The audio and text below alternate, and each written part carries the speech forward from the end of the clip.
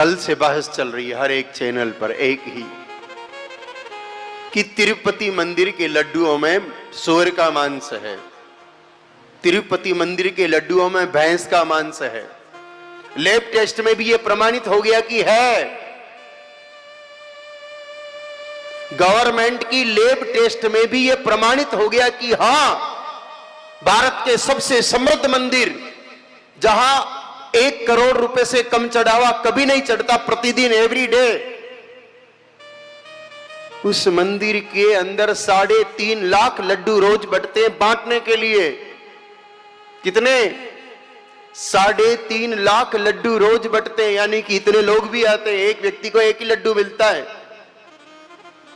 उन लड्डुओं के अंदर पता नहीं कितने वर्षों से भैंस की और सूअर की चर्बी मिल रही जा रही है सस्ते घी के चक्कर में। अब ये तो टेस्ट हो गया, इसलिए बवाल मच गया। अब हमारी बात को अच्छी तरह खुले कानों से सुन लो। यह हालत भारत के 90% मंदिरों में है, यह हम दावे से कह सकते हैं।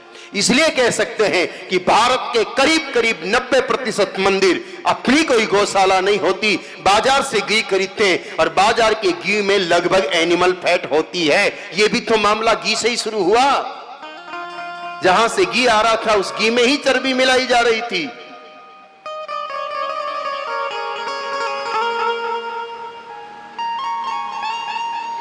औसत 1000 किलो घी रोज आ रहा था, उस सब में चर्बी थी।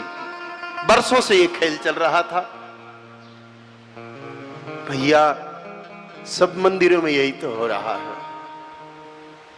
मंदिर बनाने से पहले भगवान के भोग के लिए उनकी खुद की गौशाला होनी चाहिए।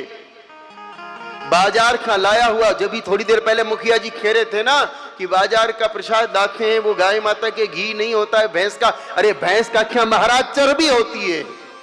कदाचित ठाकुर जी कलयुग में भैंस का घी भी खाना शुरू कर दे 2 मिनट के लिए, मान लो, पर मांस तो नहीं खाएंगे। कन्याकुमारी से लेकर के और कश्मीर तक के मंदिरों की यही हालात हैं।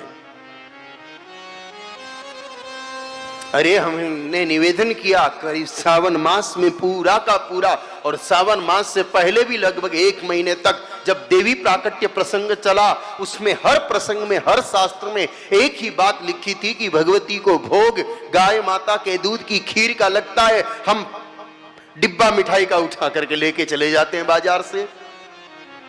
अरे अगर हमारे मन में श्रद्धा है तो हम इतनी तकलीफ भी नहीं कर सकते कि हम हमारे इष्ट को हमारे घर में गाय माता दूध करके 1 कटोरी खीर बना करके ले जाएं और प्रेम से भोग लगाएं। अगर उनको दिया जलाना है तो थोड़ा घी अपने घर से ले जाएं। ये हवन हो रहे, यज्ञ हो रहे, विफल क्यों होते हैं?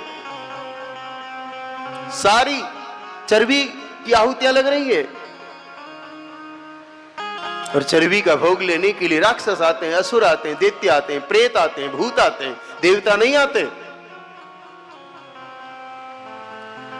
जब तक भारत के मंदिरों में गौग्रत के दीपक जला करते थे, गाय माता की घी से धूप लगा करता था, और गाय माता की घी का प्रसाद के रूप में 2 ही चीज हुआ करती थी। भगवान, बहुत पुरानी बात नहीं है, 40-50 साल पहले तक हमने बचपन में देखा है, मंदिरों में जाते तो चावल में थोड़ा सा घी डाल करके 2-2 चावल सबको देते थे। बड़ी प्रसादी होती तो चूरमा बनता था, घर से घी ला करके लोग बनाते थे। जिसको प्रसादी करनी होती थी वो महीने 2 महीने से ही घर पे घी इकट्ठा करना शुरू कर देता था। गांव में बाहर का मुझे तो ये समझ में नहीं आता, गांव के लोग इतने भोले कैसे हो गए कि आप सुसनेर से, आगर से, सोयत से, पीड़ावा से, उज्जैन से, इंदौर से घी लाते हो, तो गाय माताएं गांव में है कि वहां शहरों में बैठी है जो वहां से घी के डिब्बे उठा के लाते हो? जहर ला रहे हो। भगवान का अनादर हो रहा है। मंदिर खाली पड़े, पत्थर है, मंदिर में मूर्तियां नहीं बैठी है। आप लोगों ने ऐसा गंदा गंदा भोग लगाया, इसलिए देवता उठ करके चले गए, वो वहां बैठेंगे क्या? आप विचार करो, मंदिर सुने पड़े। अब समझ में आया मुझे, आज कल की इस घटना के बाद आज मुझे मेरे प्रश्न का उत्तर मिल गया। कुछ दिनों पहले हम मलुकपीठ वाले महाराज जी के पास उपस्थित हुए। ऐसे ही चर्चा चली, कोई सत्संग चल पड़ा। हमने पूछा महाराज जी से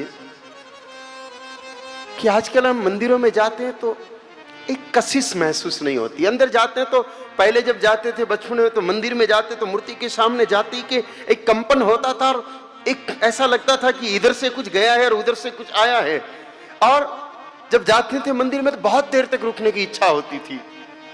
साथ वाले कहते थे लो चलो ना, अब तब निकलते थे। अब जाते हैं तो यूं लगता है कि गए आए कुछ था ही नहीं वहां। तो उन्होंने कहा आजकल पुजारी लोग पूजा शुद्धता से नहीं करते। इतना कह के बात पूरी कर दी। अब समझ में आया कि उनके शुद्धता और अशुद्धता का कहने का अर्थ क्या था। वहां भगवान है ही नहीं, मंदिरों में भगवान है ही नहीं, खाली पड़े मंदिर। उठ उठ के चले गए देवता रुष्ट होके। कैसे रहेंगे? आप ही विचार करो, आप सब समझदार हो। कोई सा भी टीवी चैनल खोलिए, आज आपको यही न्यूज मिलेगी, यही डिबेट मिलेगी।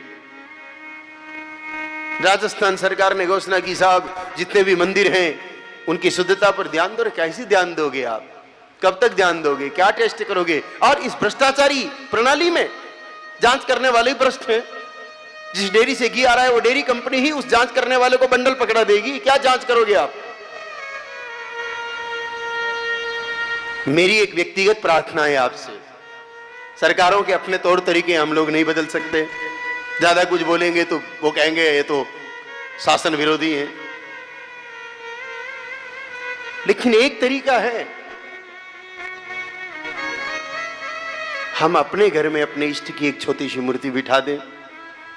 विधान है बित्ते भर की, घर में इससे बड़ी मूर्ति नहीं बिठानी चाहिए। गृहस्थ को ये 4 अंगुली ऐसे करने के बाद जो अंगूठा खड़ा होता है इसको बित्ता बोलते हैं। इतने आकार की छोटी, अगर आप राम जी को मानते हो तो राम जी को, कृष्ण जी को मानते हो तो कृष्ण जी को, मैया जी को मानते हो तो मैया जी को, अपने घर में एक छोटी सी मूर्ति विराजमान कर लो। और एक गाय माता रखो, उसका दूध दुओ, एक कटोरी ही सही, भले ही दूध में मिश्री और घी डाल के भोग लगा दो, चावल उबाल के डाल के भोग लगा दो। कभी मन करे तो रबड़ी बना लो, कभी मन करे तो एक लड्डू बना लो, कभी मन करे तो मक्खन पे ही तुलसी जी धरा करके परोस दो। तो भाई आपके घर में भगवान जरूर विराज जाएंगे। बाकी ये मंदिर तो भी खाली पड़े हैं।